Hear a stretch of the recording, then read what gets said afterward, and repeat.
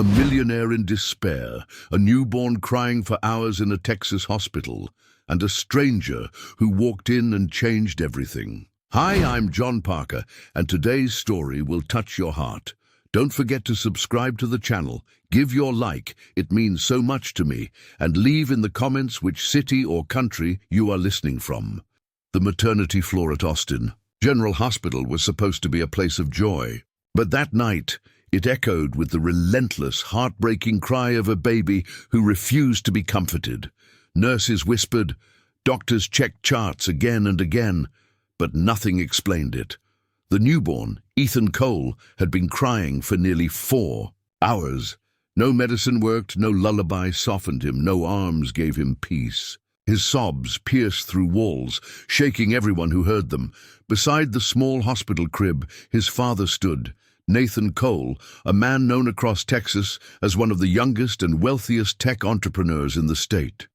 To the world, he was power and control. In that room, however, he was just a broken man in a wrinkled navy suit, beard growing uneven, tears soaking into his silk tie. His hands trembled each time he tried to hold his son. Only 2 days earlier, Nathan had promised his wife, lying pale in the delivery room, that he would protect their baby no matter what. She never made it through childbirth. Her name had been Charlotte, and her last words echoed endlessly in his ears.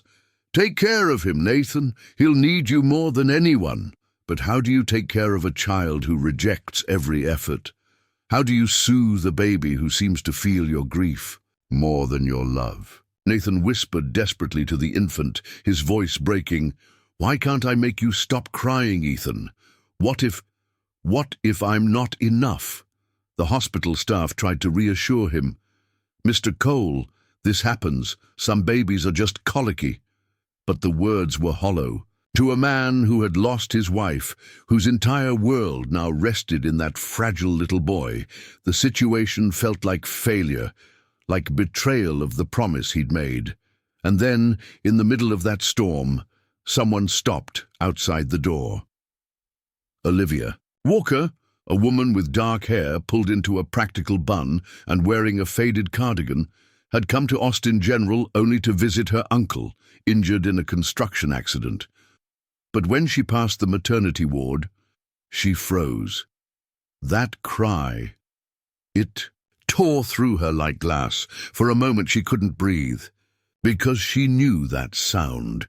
8 years earlier, Olivia had lost her own infant son, Daniel, to pneumonia.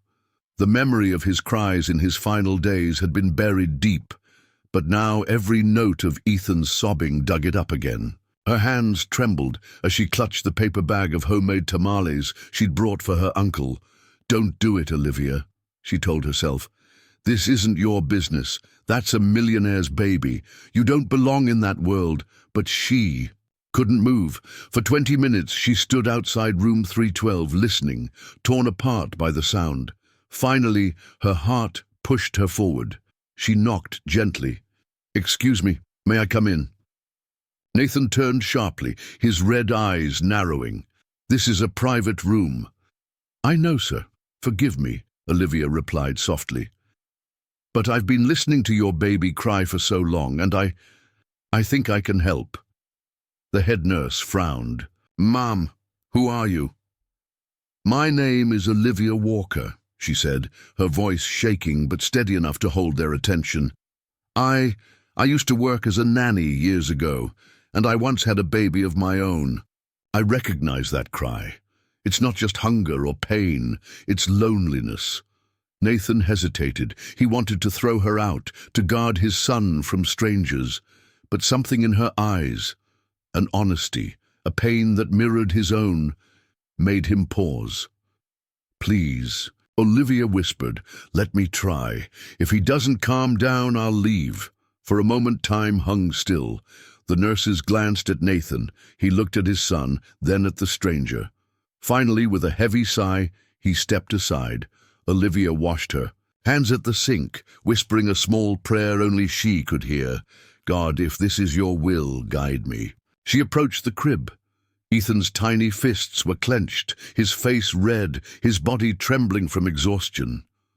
"Hey, little angel," she murmured as she scooped him into her arms with the practiced ease of someone who had once known this rhythm. "I know your storm." And then silence began to fall. The cries broke into hiccups. The hiccups faded into sighs. And for the first time in nearly 5 hours, Ethan Cole closed his eyes in peace. The room froze. Nurses stared in disbelief. Nathan's jaw dropped. He stepped closer, his voice raw. "What? How did you do that?" Olivia rocked the baby gently, her tears mixing with relief and something deeper. "Babies know when they're loved without fear," she said softly. "They know when someone holds them like they belong." Nathan stared at her, stunned. For the first time in 2 days, hope sparked in his chest. But then he noticed something. Olivia's eyes locked on Ethan's chest, wide with shock. She had seen something no one else had noticed before. A tiny, crescent-shaped birthmark, identical to the one her son Daniel had been born with. Her hands trembled. Nathan frowned. "What is it? What's wrong?" Olivia blinked, tears flooding her. "Vision. Nothing," she lied. But her heart screamed otherwise, because in that moment she wondered if fate had just placed in her arms not only a millionaire's son, but a piece of her own lost child. Nathan's gaze lingered on the stranger holding his son. For a man who had built his empire on numbers and logic, nothing about what he had just witnessed made sense. Ethan, who hadn't stopped screaming for hours, was sleeping soundly in the arms of a woman he had never met. And there was something in her eyes, something unsettled, that told him she'd noticed more than she admitted. "What did you see?" Nathan's voice was low, insistent. Olivia shook her head quickly, adjusting the blanket over Ethan's chest. "It's nothing, sir, just babies have ways of surprising us, that's all." But inside her pulse hammered. That tiny crescent-shaped birthmark, it wasn't possible. It was in the same spot, the same delicate curve as her Daniel's. 8 years hadn't dulled the memory of tracing it with her finger while he slept in her arms. She had buried him in a small cemetery outside San Antonio, a white cross marking the place where all her dreams had ended. Yet here it was again, inked into the skin of another child. "It's just coincidence," she told herself. "Don't lose your mind. This baby is not yours." But when Ethan stirred against her chest and nestled deeper into her warmth, she felt something, so fierce and so familiar that it terrified her. Nurse Collins leaned close to Nathan and whispered, "Sir, in 30 years I've never seen anything like this. Your boy cried for hours, and now it's like he recognizes her." Nathan's eyes, bloodshot from 2 days without rest, filled with both relief and suspicion. "Why him? Why not me?" Olivia looked up at him, startled by the rawness in his tone. She wanted to tell him the truth, that sometimes a baby senses a mother's love, even when it doesn't belong to him. But she bit her tongue. This man had already lost his wife. She wouldn't stab him with another wound. Instead, she whispered, "Sometimes children need more than medicine, Mr. Cole. Sometimes they need arms that know what it is to break and still hold on." For a long time, silence hung between them. Only Ethan's steady breathing filled the room. Then Nathan exhaled and rubbed his temple, as if making a decision that could not be undone. "Stay," he said. The word came out harsher than he intended, but there was desperation beneath it. "Don't leave. My son, he needs you." Olivia blinked. "Sir, I can't. I was just visiting family. I'm not—" Nathan cut her off, his voice cracking. "You did what doctors, nurses, and even I couldn't do. I'm begging you, please, don't walk out that door." Nurse Collins touched Olivia's arm gently. "Mom, maybe you should consider it. That baby found something in you." Olivia's throat tightened. She had never been begged by a millionaire, and certainly not in a maternity ward. She thought of her life. Small jobs, cleaning houses, nights in a one-bedroom rental with peeling wallpaper, meals she stretched to last the week. She had survived, but barely, and yet holding Ethan she didn't feel poor. She felt whole. Still she shook her head. "Mr. Cole, you don't understand. I'm not fit to take care of a child like him. I don't have money. I don't have status." "Stop." Nathan's voice softened. He stepped closer, his eyes locked on hers. "Do you think I care about money? I have more than I can spend in 3 lifetimes, and it hasn't brought me peace. But in your arms, my son is—" "Quiet. That's worth more than every dollar in Texas." Olivia's knees weakened. No one had ever looked at her like that, not with pity, but with recognition. He wasn't praising her, he was admitting his own defeat. The doctor, Dr. Harper, entered then, carrying Ethan's chart. His brows furrowed when he saw the baby asleep. "What in the world? I stepped out for 15 minutes. Nathan gestured to Olivia. This woman calmed him, in minutes. Dr. Harper looked from Nathan to Olivia, incredulous. "How?" "I just held him," Olivia said simply. The doctor flipped through the chart again, muttering, "This child's vitals are the best they've been since delivery." Then he looked at Nathan. "Mr. Cole, sometimes the human heart explains what science cannot." Nathan pinched the bridge of his nose, overwhelmed. He turned back to Olivia. "I want you to come home with me, live in my house, be Ethan's nanny." The room went silent. Olivia felt as though the ground had shifted under her feet. "Sir, that's impossible." "Why?" "Because I don't belong in your world." She hugged Ethan tighter, her voice trembling. "I'm a maid. I clean other people's homes. I take buses to work. I shop at thrift stores. Your world has marble floors and security gates. Mine doesn't." Nathan's jaw tightened, his grief hardening into resolve.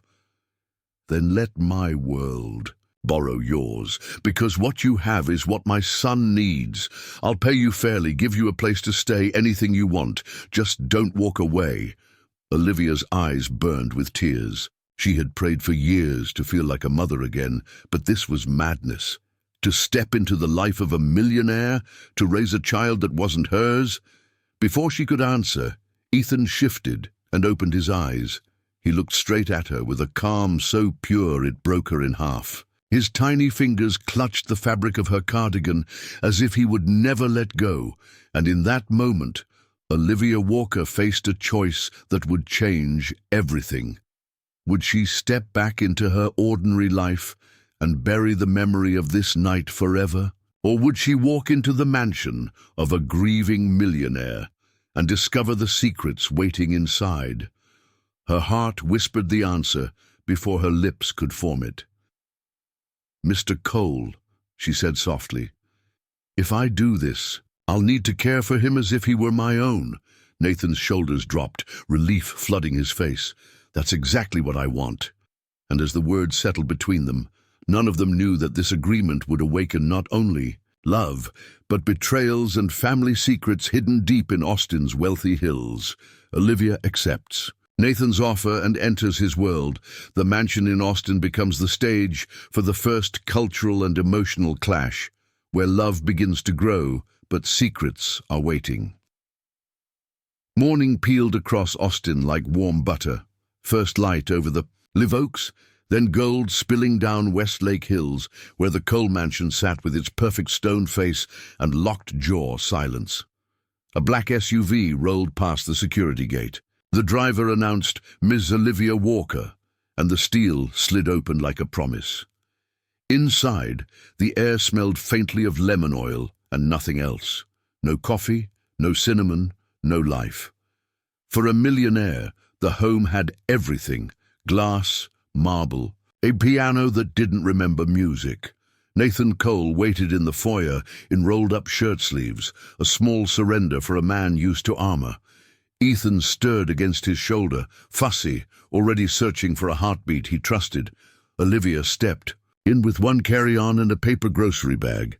"I brought breakfast," she said, suddenly shy under the chandelier glow. Nathan blinked. "Do millionaires not do breakfast?" she teased gently. A corner of his mouth lifted. We DoorDash it, badly. The housekeeper, Ruth Ann Beaumont, hair in a silver chignon tight as a drum, appeared from a corridor, assessing Olivia like an item on an inventory list. "Mr. Cole," she said crisply, "I've prepared the guest suite as requested." "Not the guest suite," Nathan replied, shifting Ethan so he could breathe. "The room next to the nursery. She'll need to hear him at night." Ruth Ann's brows rose a millimeter. "Very well." She turned to Olivia. "We like to keep things efficient." "We'll keep the baby peaceful," Olivia answered, not missing the undertone. "That's the best efficiency there is." The kitchen, a museum of stainless steel, Olivia spread out HEB tortillas, eggs, and chorizo. She warmed the cast iron until it hissed, the room filling with a scent no diffuser could fake. Ethan quieted at once, nose twitching as if he remembered a world where kitchens sang. Nathan watched, hands useless at his sides. "You cook. I feed," Olivia said, cracking eggs one-handed, swaying a little because Ethan's whimpers demanded rhythm. Feeding is older than cooking. By the time the skillet turned golden, Ruth Ann lingered at the threshold, pretending to dust a spotless frame. Olivia plated breakfast tacos, dabbed a napkin, and set one in front of Nathan. "Austin 101, she said. "Fold, don't roll. Mind the drip." He obeyed. The first bite melted decades of boardroom habits. His eyes softened. "I haven't tasted anything since Charlotte." Olivia set Ethan in the crook of her arm and ate standing, a quiet equal at his table. "Grief steals flavor," she said gently. "We'll cook it back." After breakfast, she walked the main floor, mapping the house the way she'd map a child's moods. The nursery was untouched, museum perfect. White furniture, a designer mobile whose moon and stars never spun.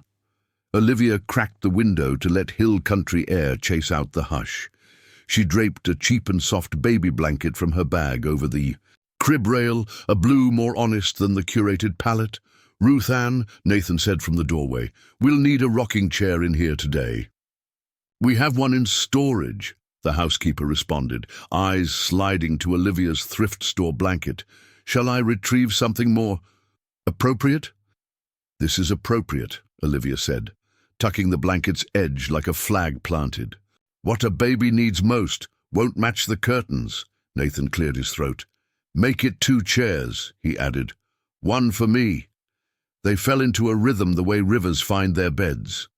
Olivia hummed lullabies, low and rough with Texas dust. Ethan matched his breath to the sway of her chest. Nathan learned the geometry of a good swaddle, the precise courage of a bottle held at just the right tilt. He asked questions he'd once have been embarrassed to ask. "Is it normal to talk to him like he understands?" "It's normal to let him hear a father," Olivia answered. Afternoons drew them to the patio where Austin's son warmed the stone. Olivia set Ethan on a quilt and rattled a wooden toy she'd bought at a thrift store off South Lamar. Nathan sat cross-legged in slacks, business calls silenced, his empire briefly parked at the curb while he counted his son's blinks. Neighbors didn't show. Millionaire houses often don't. But wind wandered in from Barton Creek, and somewhere a mockingbird learned Ethan's giggle. At dusk, Olivia slipped into the pantry and kneaded dough, fingers remembering recipes that cost more time than money. She baked pecan pie, the real Texas kind, dark with sorghum, and set it on the counter to cool. Nathan leaned against the island, sleeves higher, tie gone. "You make the house feel like it's breathing," he said, surprised to hear the words. "Then keep the windows cracked," she replied. "Babies and houses both need air." But not every room wanted air. At the end of the second-floor hallway stood Charlotte's studio, a door shut, key missing, a thin ribbon of dust sealing it.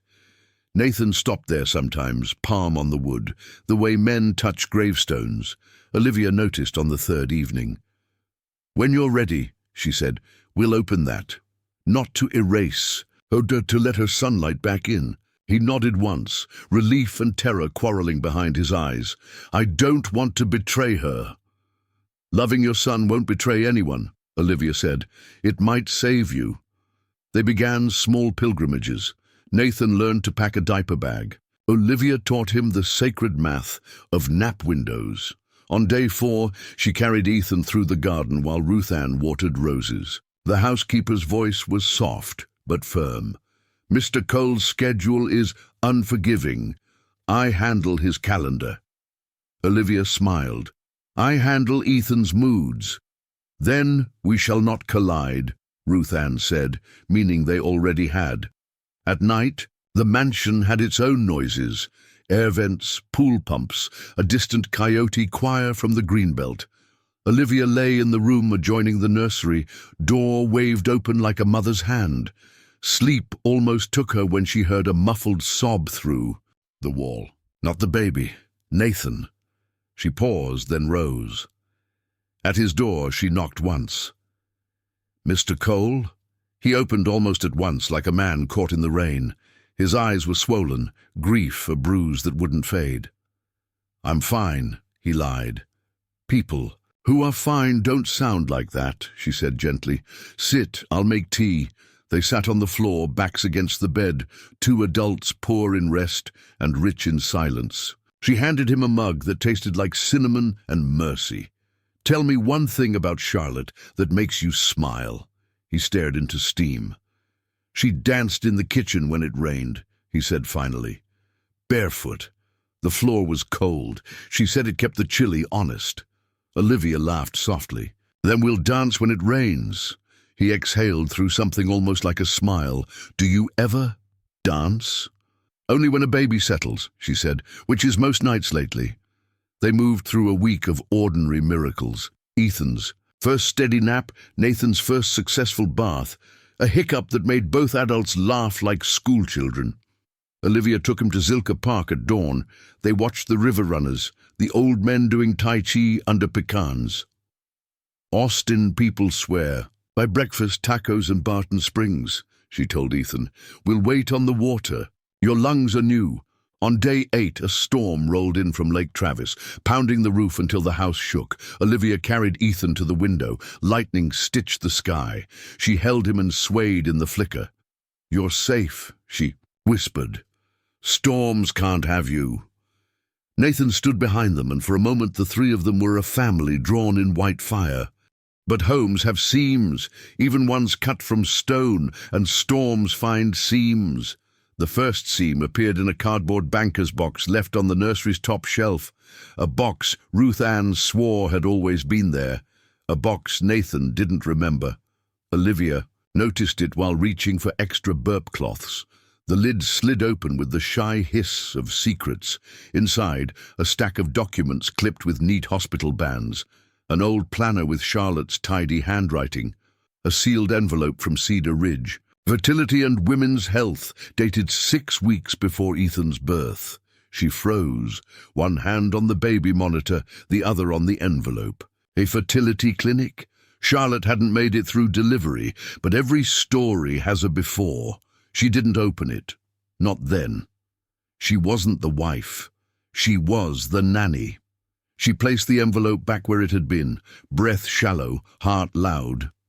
That night, while Ethan slept and rain whispered on the eaves, the gate intercom buzzed. Ruth Ann answered, a man's voice, gravelly, cautious. "I'm looking for Olivia Walker." Olivia stiffened. Few people knew she was here. She stepped into the foyer as the security screen lit up a wet, bearded face beneath a baseball cap. "Do you know him?" Nathan asked. Olivia stared at the screen. The man looked older than memory, but the set of his mouth belonged to someone she had loved once and then learned to live without. "No," she said too fast. "I don't." Ruth Ann glanced between them, antennae twitching. "Shall I send him away?" The intercom crackled again, the man closer to the mic. "Olivia, it's me, Frank. Please." Her father, the father who left when she was 16. The storm outside chose that moment to throw lightning across the drive, bleaching the world white. Nathan read the shock on her face. "If you're not ready, I'll tell security." "I'm not ready," she whispered, fingers trembling. Over the console, "But I don't want him in the rain." Nathan nodded, a decision made. "Ruth Ann, have Mark at the gate escort him to the service porch. We'll keep it discreet." Discreet lasted 2 minutes. Frank Walker limped into the mudroom, trailing water and years. He took one look at Olivia, helmet of stubbornness crumpling. "Kiddo," he said, voice breaking, "I've been sober 3 years. I came to say, I'm sorry." Olivia's jaw tensed, memory as a sharper lightning. 3 years is late. "I know." He swallowed. "Please don't shut the door on me like I did on you." Silence settled with the rain. Nathan stood a respectful step back, a millionaire who understood that some debts money doesn't touch. Ethan's cry rose faintly down the hall, as if the baby could smell old roads and didn't like them. Olivia lifted her chin. "I have a child to settle." She turned toward the nursery. Nathan followed, leaving Frank on the tile with the storm. They calmed Ethan together, Olivia's sway, Nathan's hand on the baby's back, a soft hum that stitched their breaths. When the boy slept, Olivia pressed her palm to the nursery shelf, right where the Cedar Ridge envelope waited. Secrets in this house were multiplying like thunder. Her phone buzzed on the dresser.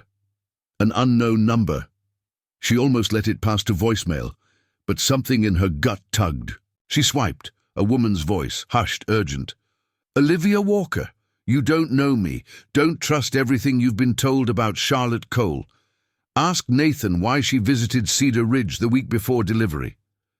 A breath, a click, the hollow line. Olivia stood very still, knuckles whitening around the phone. In the crib, Ethan sighed and turned toward her voice. Down the hall, Frank waited with rain in his shoes and apologies like unpaid bills. In the master, Nathan leaned against the doorframe of a locked studio, palm flat on wood, eyes closed against a life that kept changing its rules. The storm eased, but the seam had opened. What began as a nanny quieting a child in a hospital had become a house filling with family secrets, an old betrayal knocking at the back door, and a question no lullaby could answer. And on the nursery shelf, the envelope didn't move, but it might as well have been ticking. Tomorrow, Olivia would have to choose which door to open first, the past she ran from, or the letter that could recast every heartbeat in this house. The next morning, Austin. Skies wore that washed-out blue that comes after a storm. The air smelled of wet cedar and earth. Yet inside the Cole mansion, the storm had only gone quiet, not gone away. Olivia rose early, carrying Ethan down to the kitchen. She sang under her breath, a low Texas lullaby her mother once hummed while hanging laundry. The baby's fists opened and closed, searching, settling. Nathan appeared in the doorway, tie loose, eyes shadowed from another night of fractured sleep. "He only calms for you," he said softly. Olivia shifted Ethan on her shoulder. "He calms for love, Mr. Cole. He'll learn it from you, too. Just give him time." Their eyes met in that heavy, unspoken way where grief recognizes grief. But before anything more could be said, a voice cleared in the hall. "Mr. Cole." Ruth Ann stood stiff, lips pressed thin. "There's a matter at the gate again. The man from last night. He hasn't left." Nathan's jaw tensed. Olivia felt her stomach drop. She'd almost convinced herself she'd dreamt it. That gravel. A voice calling her name, claiming to be her father. But no. Frank Walker was real, and he was still outside. Nathan turned to her. "Do you want me to send him away?" Her throat tightened. "I should hear him, but not here, not in front of Ethan." They arranged to meet on the back porch, away from Ruth Ann's sharp eyes. When Olivia stepped out, Frank was waiting, hat in hand, water stains still on his boots. He looked smaller than she remembered, yet his presence filled every empty corner of her chest. Kiddo, he said again, like it was a word he'd rehearsed for years. 8 years sober. I swear it. I went to celebrate recovery in Waco. Got my coin, kept it. I followed news about you when I could. Heard you were in Austin. You left me in San Antonio with a sick baby, Olivia cut in, her voice sharper than she meant. Daniel died, and you weren't there. You don't get to stroll back now with a coin and a story. Frank's eyes watered. I know. Every night since I've prayed for a chance to say I'm sorry. Not to fix it, Lord knows I can't, but to be here, even if it's just as a grandpa. The word landed like a stone in her chest. Grandpa. Ethan. She shook her head violently. He's not yours, he's not mine. Don't you dare claim him. Frank stepped back, hands up. I won't claim, just let me be near. Let me watch you heal. Before Olivia could answer, the screen door creaked. Nathan stepped out, Ethan in his arms. He looked from Olivia to Frank, assessing. If he stays, it's on your terms, Nathan said. But know this, no one disturbs my son. Not family, not strangers, not even me if I fail him. Frank nodded, chest heaving. Fair. I'll prove myself. The conversation ended there, fragile as eggshells, but Olivia felt the crack widen inside her. Her father's return wasn't just inconvenient, it was dangerous, because his reappearance stirred up the very grief she had buried under work, under quiet prayers, under years of pretending she no longer needed a family. That night, as Ethan slept, Olivia found herself again in the nursery, staring at the box on the top shelf. The envelope from Cedar Ridge Fertility and Women's Health seemed to glow in the half-light of the baby monitor. She lifted it down with trembling hands. Inside, intake forms, lab results, and a note in Charlotte's looping handwriting. For Nathan. Tell him when the time is right. Her breath caught. Charlotte hadn't just gone to a fertility clinic. She'd scheduled DNA testing, Ethan's DNA. The door clicked open behind her. Nathan stood in the shadows, watching. His voice was a whisper edged with steel. You shouldn't go through my wife's things. Olivia spun, envelope in hand. Then you tell me why she was at Cedar Ridge, why she wanted a DNA test. Nathan's face went pale. For a long moment, the only sound was Ethan's soft breathing. Finally, he stepped forward, lowering his voice so it wouldn't wake the child. Charlotte was brilliant, he began, but she had doubts. Not about me, about herself. She thought her body couldn't carry a baby naturally. We tried IVF once, it failed. Then she was pregnant. Too suddenly, she worried. She said she wanted certainty. That's all. Olivia studied him. He sounded sincere, but his hands shook. And what if certainty showed Ethan wasn't yours? She pressed. Nathan flinched, like she'd struck him. He's mine, he whispered fiercely. Whether or not blood agrees, don't ever suggest otherwise. But Olivia had seen enough in her life to know when someone was hiding more than they spoke. Later, as the house slept, she slipped out to the porch for air. Frank was still there, sitting on the steps like a sentinel, jacket pulled tight. He's hiding something, isn't he? He said quietly. Olivia startled. You were listening? I don't need ears in that house to know, Frank replied. Men with money keep secrets. Always have. You should be careful, kiddo. Don't let grief blind you to betrayal. Her chest tightened. Betrayal, redemption, family secrets. Words that had chased her for years now whispered around Ethan's crib like ghosts. Inside, she found Nathan in Charlotte's locked studio, door finally open. Dust motes spun in the air around paintings, journals, unfinished canvases. He stood before a half-finished portrait of a child, eyes startlingly like Ethan's, painted months before his birth. She believed in destiny, Nathan murmured almost to himself, said babies choose their mothers before they choose the world. Olivia stepped closer. And what do you believe? He looked at her then, eyes hollow. I believe in what I can hold, Right now, that's Ethan. And maybe you. The admission hung between them, heavy, fragile.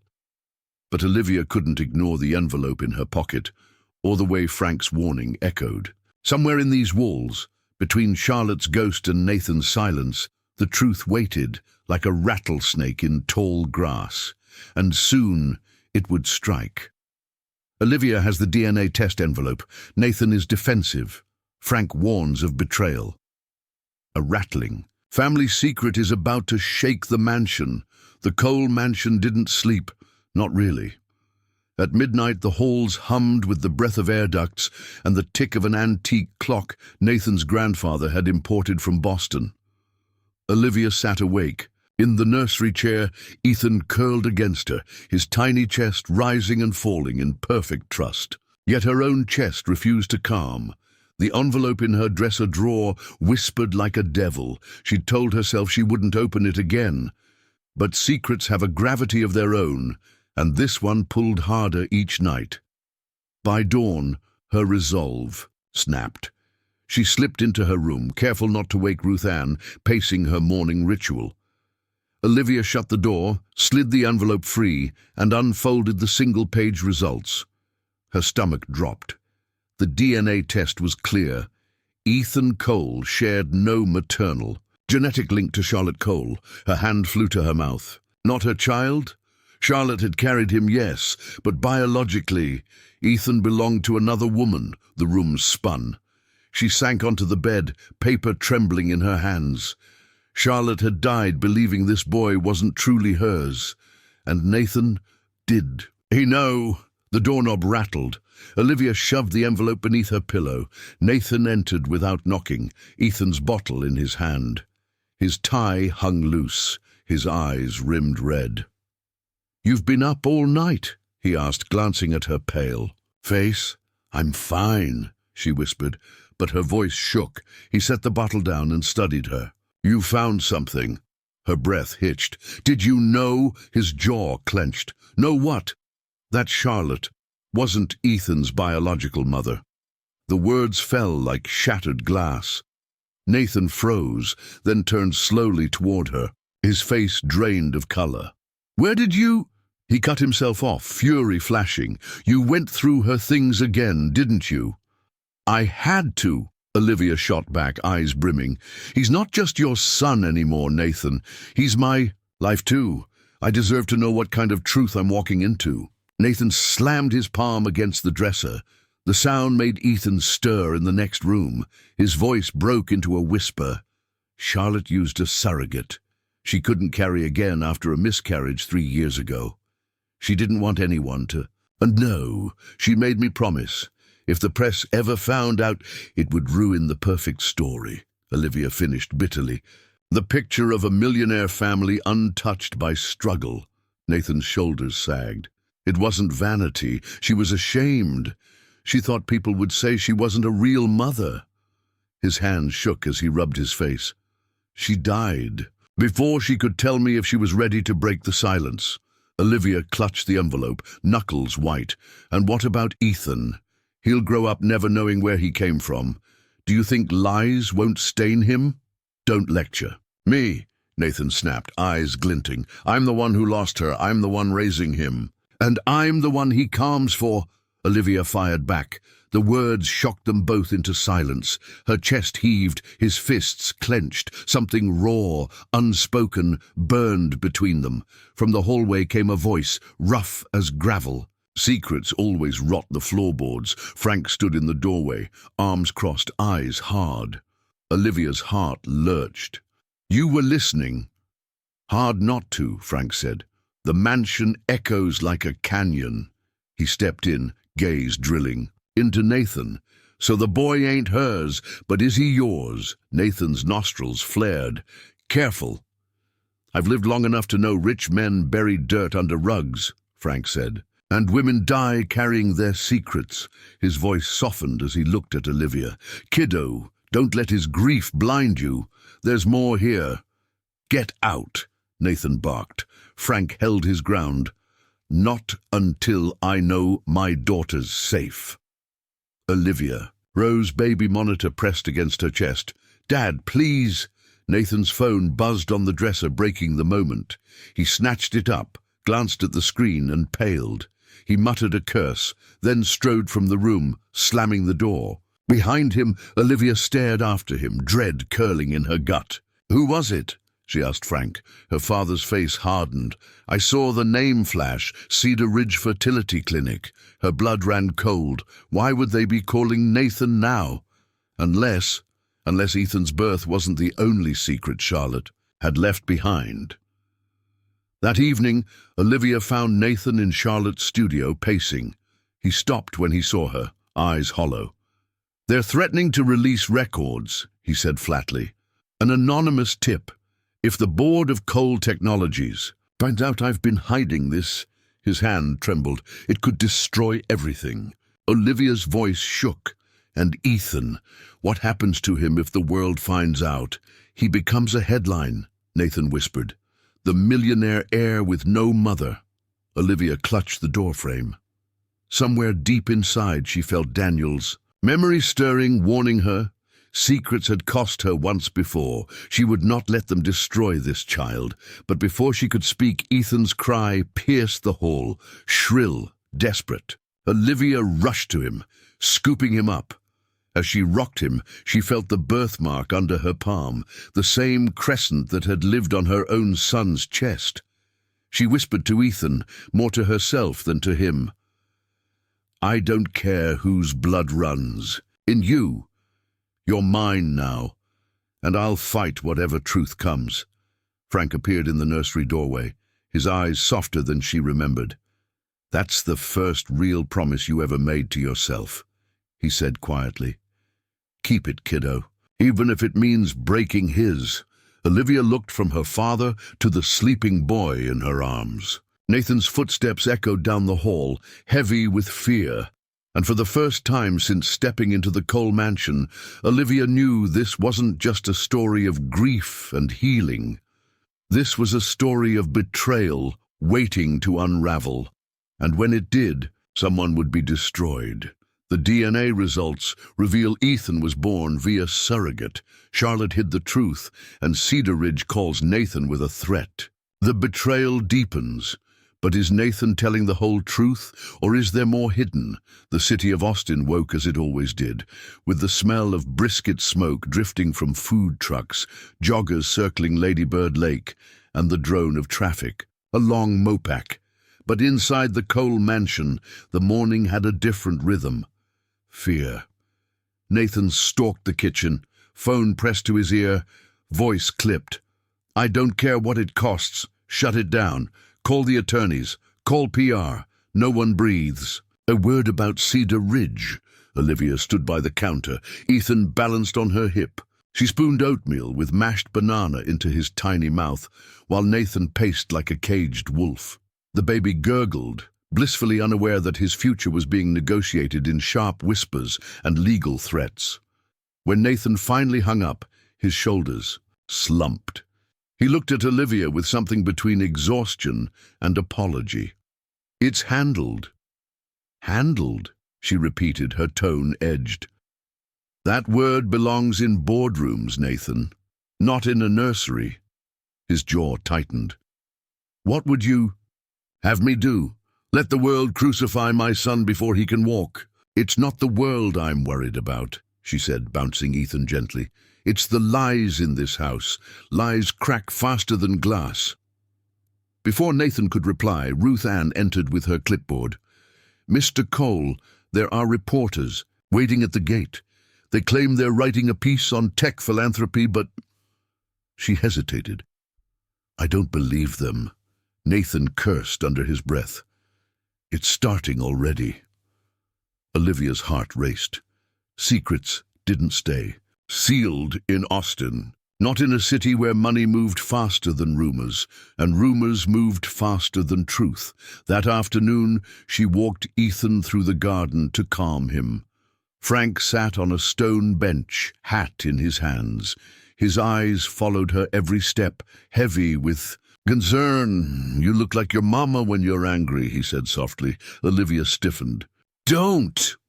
"Don't what?" Don't bring her into this. You don't get that right. Frank's face crumpled.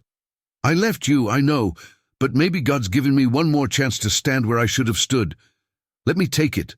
Oh, kiddo, let me help you see straight when the millionaire fog blinds you. She turned her back on him, kissing Ethan's hair. Yet part of her, the part that remembered being 16 and abandoned, wanted to believe him. That night, Nathan found her in the nursery. He leaned in the doorway, eyes darker than the Texas night. I need you to trust me, he said. Olivia met his gaze. Then give me something true. He stepped closer, lowering his voice. Charlotte wasn't just afraid of people finding out about the surrogate. She was afraid of me. Olivia froze. Of you? Nathan's jaw clenched. She thought I'd love the baby less if he wasn't her flesh and blood. She thought maybe I'd resent him. That's why she wanted the test. The confession hung between them, sharp as barbed wire. Olivia's breath caught. And do you? His voice cracked. No, he's all I have. He's everything, but the doubt, once planted, it grew. And now it's growing in you too, isn't it? Olivia looked down at Ethan sleeping in her arms, the crescent birthmark glowing faintly. In the lamplight, I don't doubt him. I doubt you. Before Nathan could answer, the house phone rang, a shrill, old-fashioned sound that didn't belong in a modern mansion. Ruth Ann answered, her voice echoing down the hall. Moments later, she appeared pale. Mr. Cole, it's the clinic. They insist on speaking with you. Nathan snatched the receiver, his tone icy. This line is private. How did you... He stopped. His face went grey. That's impossible. Olivia's stomach churned. She stepped closer. What is it? Nathan ended the call slowly, staring into nothing. They claim they have records that show Ethan isn't mine. The words hit like a gunshot. Olivia staggered back, clutching the crib rail. No, she whispered. That's a lie. He looks like you. Nathan's laugh was hollow. Looks can be deceiving. If this gets out, I'll be ruined. The board, the investors, the entire empire I built, gone. Olivia's eyes burned. And what about Ethan? He'll grow up caught in the crossfire of your reputation. Nathan slammed his fist against the wall. I won't let that happen. Ethan stirred, whimpering. Olivia scooped him up, whispering soothing words. She looked at Nathan over the baby's head, her voice steady. If you want to protect him, stop hiding. Start telling the truth. Nathan's eyes locked on hers, desperate, furious, terrified. For the first time, Olivia saw not the millionaire, but the broken man beneath. The man drowning in secrets. That night she couldn't sleep. She carried Ethan to the porch, rocking him under the hum of cicadas. Frank emerged from the shadows, his boots scraping against stone. What did he tell you? Frank asked. Too much, Olivia whispered. And not enough. Frank nodded slowly. Then brace yourself. 'Cause when rich men start talking half-truths, the whole truth ain't far behind. And it's usually ugly. In the distance, a coyote howled. Ethan stirred, clutching at Olivia's shirt. She held him tighter, whispering into the Texas night. I don't care what the papers say. I don't care what blood says. This boy is mine, and I'll fight anyone, any secret, any betrayal that tries to take him from me. But even as she spoke the words, she felt it. The mansion itself seemed to breathe with secrets, as if its walls knew more than anyone dared to admit. And soon, one of those secrets would break wide open. The clinic calls Nathan directly, claiming Ethan may not be his son. Olivia is torn between protecting Ethan and unraveling the lies. By morning, the mansion's iron gates were lined with cars, not sleek sedans or invited guests, but news vans. Satellite dishes tilted toward the Texas sun, reporters gripping. Microphones as if they were weapons. Camera lenses glinted like watchful eyes. Olivia pulled the curtain in the nursery just an inch and saw the crowd. Her stomach clenched. "They know," she whispered. "God help us, they already know." Nathan stormed into the room, tie abandoned, phone glued to his ear. "Tell them no comment. No, I don't care if they threaten injunctions. Buy silence. If you have to, just keep them off my property." He hung up and slammed the phone onto the dresser so hard Ethan startled awake, wailing. Olivia gathered the baby quickly, rocking him. "You're scaring him, Nathan." "I'm trying to save him," Nathan hissed. His eyes were bloodshot, haunted. "They're saying Ethan isn't mine, that he's not even Charlotte's, that he's no one's." Olivia froze. "No one's." Nathan raked a hand through his hair. "A tabloid's running a story tonight, claiming the surrogate was paid off under false names, that the real mother vanished." The words rattled in Olivia's bones. She kissed Ethan's head. "Children don't vanish. Mothers don't vanish. They're hidden." Nathan paced, voice breaking. "If this explodes, the board will strip me of control. Ethan will be branded a scandal before he can even speak his own name." Frank appeared in the doorway, arms crossed, face storm-worn. "Then stop playing their game, Cole. Tell the truth yourself before they twist it." Nathan spun on him. "You think I should announce to the world that my son might not be mine? That I don't even know who carried him? I'd be finished. He'd be finished." Frank didn't flinch. "Better a hard truth than a rotten lie. Lies eat families alive." Olivia's voice cut through, steady though her hands trembled as she cradled Ethan. "The lie already is."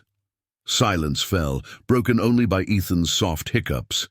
That afternoon, the gate buzzer rang again. Ruth Ann answered, her tone sharp. Minutes later, she entered the living room, stiff-backed. "There's a woman outside. She says she worked at Cedar Ridge. She insists on speaking with you, Mr. Cole."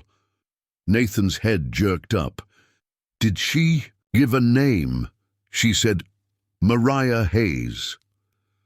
The name meant nothing to Olivia, but Nathan stiffened. He glanced at Olivia, then away. "Tell her to leave." But Ruth Ann hesitated. "She has a folder, sir. She waved it at the cameras." The weight of the room pressed in. Olivia stood. "If she has answers, I need to hear them.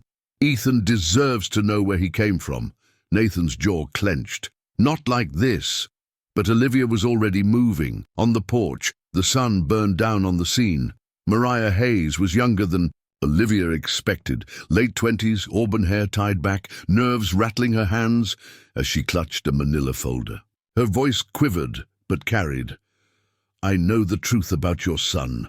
Olivia's heart slammed against her ribs. "Whose son is he?" Mariah's eyes flicked toward the reporters straining at the gate. Then she leaned closer, voice urgent. "Not here too many years. Meet me tonight, Barton Springs, midnight." She shoved the folder into Olivia's hands. "Read this, and be ready." Before Olivia could ask more, security escorted Mariah away, cameras flashing. The crowd outside roared. With questions, Nathan yanked Olivia back inside, slamming the door. His eyes blazed. "What did she give you?" Olivia clutched the folder to her chest. "Answers. Or poison," Nathan shot back. "You don't know who she is. You don't know what she wants." "I know what Ethan needs," Olivia said, fiercely. The truth. They stared at each other, two storms colliding.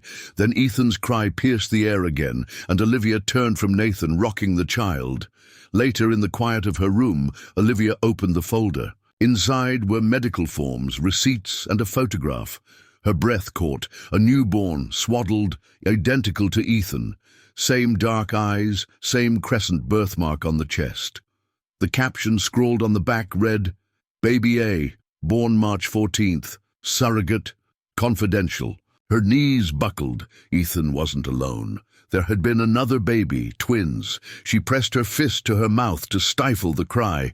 Somewhere in Texas another child lived, or perhaps didn't, and no one had told Nathan, no one had told her. That moment, Frank entered quietly, his voice low. "What did you find, kiddo?" Olivia turned, tears streaking her face. "Ethan wasn't born alone." Frank froze, eyes wide. Lord have mercy. In the nursery, Ethan stirred, as if he felt the truth ripple through the walls. Olivia lifted him, clutching him close. Her whisper trembled against his hair. You had a twin, and someone took them from you. Behind her, Frank muttered, and if the world finds out, the real war begins. Olivia closed her eyes, rocking Ethan. She knew now this wasn't just about lies or reputation. This was about blood, betrayal, and a missing child whose absence haunted the room like a ghost. And if she didn't uncover the whole truth, Ethan would grow up never knowing half of who he was. Olivia discovers Ethan had a twin sibling who vanished at birth. The scandal is already at the gates, and the missing child could destroy or redeem them all. The waters of Barton Springs pool shimmered like black glass under the Texas moon. By day, it was a family playground. By night, it was a secret confessional. Olivia clutched Ethan's baby blanket to her chest, though she'd left him sleeping under Ruth Ann's reluctant watch. Every step on the gravel path echoed with her heartbeat. She wasn't alone. Mariah Hayes emerged from the shadows, hoodie up, folder clutched tighter this time.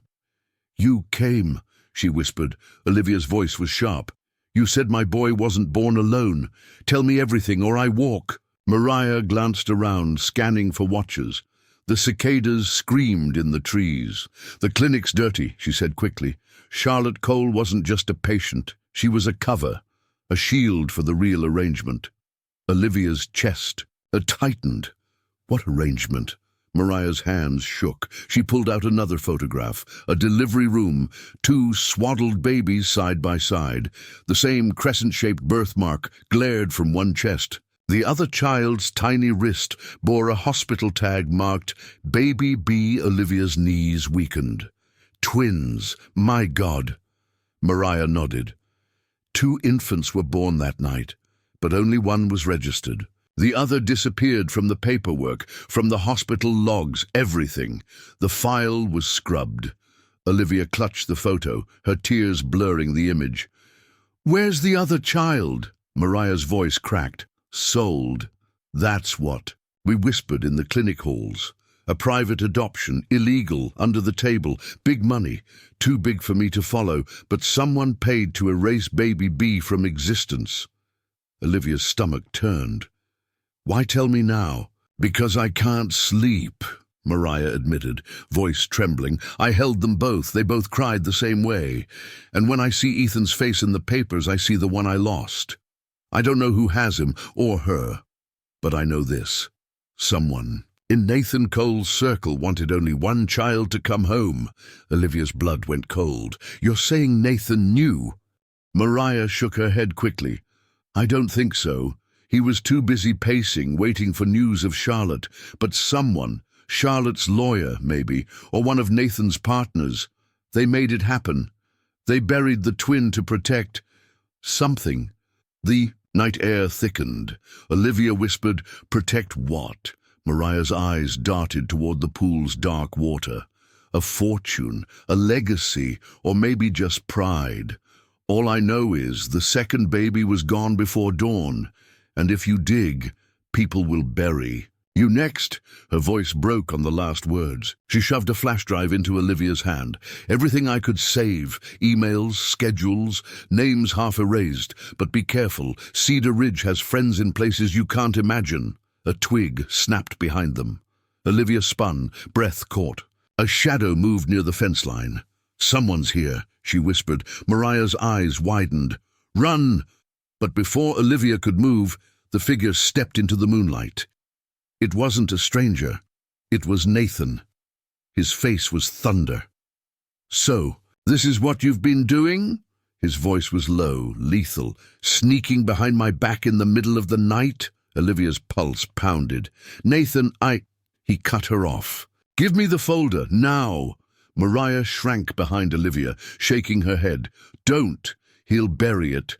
Olivia clutched the flash drive so hard it bit into her palm. Not until I know the truth. Did you know there were 2? Nathan froze. The silence was heavier than a confession. His jaw worked, his eyes flickered, but no words came. Olivia's breath caught. "You did know." "No!" Nathan barked finally, his voice raw. I heard rumors, a whisper from Charlotte's lawyer, but I wouldn't believe it." His fists clenched. "I was told it was all handled, that Ethan was all I needed to focus on, and I let them convince me." Olivia stepped forward, tears burning. "A child isn't something you handle, Nathan. A child is found. A child is loved." Mariah tugged Olivia's sleeve. "We have to go before—" A sudden splash cut her words. From the dark water of Barton Springs came the sound of footsteps sloshing, running. Another figure had been hiding near the pool, listening. They bolted through the shallow water toward the parking lot, a shadow too quick to identify. Nathan cursed. "They heard everything." Olivia clutched the folder. "Then the world will know. And Ethan's twin might finally be found." Mariah's voice was urgent. "Be careful. If they know you're digging, they'll come for you next." She backed away into the shadows, vanishing like mist. Nathan stared at Olivia, chest heaving. "You don't understand what you've done. This could destroy us." Olivia held the flash drive against her heart, Ethan's blanket still clutched. In her fist, her voice was steady, unyielding. "No, Nathan, this could save him, and maybe save all of us." The night around Barton Springs seemed to shiver, as if holding its breath. Somewhere in Austin, another child, Ethan's twin, was out there, hidden behind secrets and lies. And Olivia Walker knew one thing for certain. She would burn down every wall in this city if that's what it took to bring the truth into the light. Olivia learns Ethan had a twin sold in a secret adoption. Nathan claims ignorance, but someone close orchestrated it. A shadowy figure overhears at Barton Springs, meaning the secret is already slipping into dangerous hands. By dawn, Olivia sat at the nursery window, Ethan asleep against her chest. The flash drive from Mariah burned in her pocket like a secret, too heavy to hold. Outside the gates, the reporters were gone, but not because the story had cooled. They'd scattered to chase the bigger prize, a missing twin. Frank entered quietly, hat in hand. "You didn't come home till near 3, he said. "I waited on the porch all night." Olivia turned, eyes rimmed red. "There were 2 babies, Dad. Ethan had a twin. They sold the other." Frank swore under his breath, gripping the window frame. "Lord Almighty." He took a step closer, his voice low. "That's why your gut pulled you to that boy. You felt Daniel in him, because part of your heart knew he wasn't whole." Olivia's tears fell silently. She kissed Ethan's hair. "He's missing half his life, half his story." The nursery door creaked. Nathan leaned against the frame. Shadows under his eyes. "You should have told me," he said quietly. Olivia stiffened. "Would you have listened?" Nathan stepped inside, his voice raw. "Do you think I wouldn't tear the world apart for him? For them?" He ran a hand through his hair, desperate. "I've already called private investigators. Discreet ones. If there's a twin, we'll find out." Frank scoffed. "Discreet? You mean the kind who keep things clean for rich men who'd rather protect their name than their kids?" Nathan's jaw tightened. "You think I care about my name? Let me tell you something, Walker. Money means nothing when you're burying your wife. Legacy means nothing when your son won't stop crying. I would burn my empire to the ground if it meant finding his twin." Olivia rose, Ethan stirring in her arms. "Then prove it. No more half-truths, no more secrets. Show me the man who'd burn it all down." Nathan's eyes flickered, a storm breaking inside him. He opened his mouth to speak, when Ruth Ann burst in, pale and breathless. "Mr. Cole, there's someone at the gate. A woman. She says she's here for her son." The room froze. Olivia's heart pounded. "What did you say?" Ruth Ann wrung her hands. "She claims she gave birth at Cedar Ridge. She says she's the biological mother, and she wants the child back." Ethan stirred, as if sensing the quake in the air. Nathan's face drained of color. "That's impossible." Olivia's knees weakened. "What if it's not?" Frank muttered, Hell's Gates just opened. Nathan rushed for the door. Olivia followed, clutching Ethan close. At the security monitors, the woman stood outside the iron gates, thin, frantic, her blonde hair in disarray, her fists pounding. "The bars! I want my baby!" She screamed at the camera. "You can't keep him from me. He's mine!" Reporters had returned like vultures, microphones thrust through the rails, recording every word. Nathan barked at security, "Get her! Out of here!" But Olivia's voice cut through, sharp and trembling. "Wait!" She stepped closer to the screen, staring at the woman's face. Her gut twisted. There was something there. Something undeniable in the shape of the jaw, the curve of the eyes. Ethan squirmed in her arms, fussing, as if he recognized something too. Nathan's voice dropped to a growl. "Olivia, don't. This is blackmail. She's after money." But Olivia whispered, "What if she's not?" That night, the mansion felt like a fortress under siege. Security doubled. Phones rang endlessly. Nathan raged through the halls, slamming doors, while Olivia sat in the nursery, staring at the photograph Mariah had given her. Two swaddled infants side by side. Her voice cracked as she whispered to Ethan, "Which one are you? And where's the other?" Near midnight, her phone buzzed, an unknown number. She almost ignored it, then answered with a shaky, "Hello?" Mariah's voice hissed through the line, "You're not safe." The woman at the gate, her name is Samantha Reed. She was a surrogate, but not the only one. They rotated women, covered tracks. She may be telling the truth, or she may be part of the lie. Olivia clutched the phone tighter. "Where's the other baby, Mariah? Tell me now." "I don't know," Mariah whispered. "But someone does, and they'll kill to keep it buried." The call ended abruptly. Olivia sat frozen, Ethan's tiny fingers wrapped around hers. Secrets, betrayals, a missing twin. It was no longer just Nathan's family empire at stake. It was Ethan's very identity. Frank appeared in the doorway, his voice gravel. "Kiddo, if you chase this, there's no turning back." Olivia looked down at Ethan's crescent birthmark, glowing faintly in the nightlight. Her voice was steady, fierce. "Then I won't turn back." Somewhere in Austin, another child, Ethan's twin, was waiting, lost in a maze of lies, and Olivia Walker swore she would not stop until she brought them home. But as she laid Ethan down, she didn't see the shadow moving past the nursery window, watching, waiting. The war for the missing twin had only begun. A woman named Samantha Reed arrives at the mansion gate, claiming to be Ethan's biological mother. Reporters swarm, secrets spiral, and Olivia realizes someone is watching the house from the dark. The Cole mansion sat under a blood-orange Austin sunset, its stone walls catching fire in the last light of day. Inside, the house was silent. Too silent. Olivia rocked Ethan in the nursery, her heart pounding, as if it already knew that the storm was about to break. Downstairs, raised voices cut through the stillness. Nathan's tone, sharp as broken glass. "She's lying. She's here for money."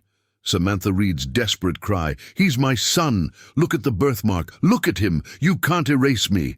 Olivia's chest tightened. That crescent mark, Ethan's mark, was the same one she'd kissed 1,000 times. But tonight, it didn't feel like a sign of destiny. It felt like a key, unlocking doors she wasn't sure she wanted opened. She stepped into the foyer, Ethan in her arms. All eyes turned. Nathan, wild-eyed with fury. Samantha, shaking but unyielding.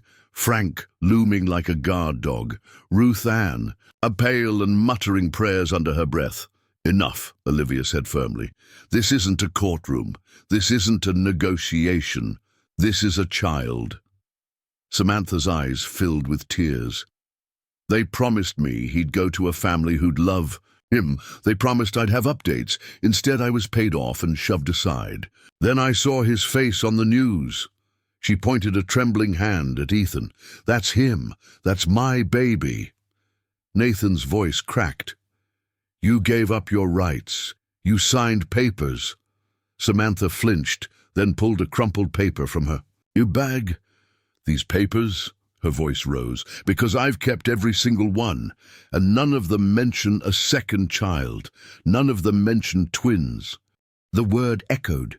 Twins. Olivia clutched Ethan tighter, her breath catching. "Where is the other?" she whispered. Samantha's face crumpled. "Gone! They told me the second was stillborn, but I never saw. They wouldn't let me. And now, after what Mariah gave you, I don't believe them." The room tilted. Olivia felt Daniel's ghost press against her heart, the echo of the child she lost.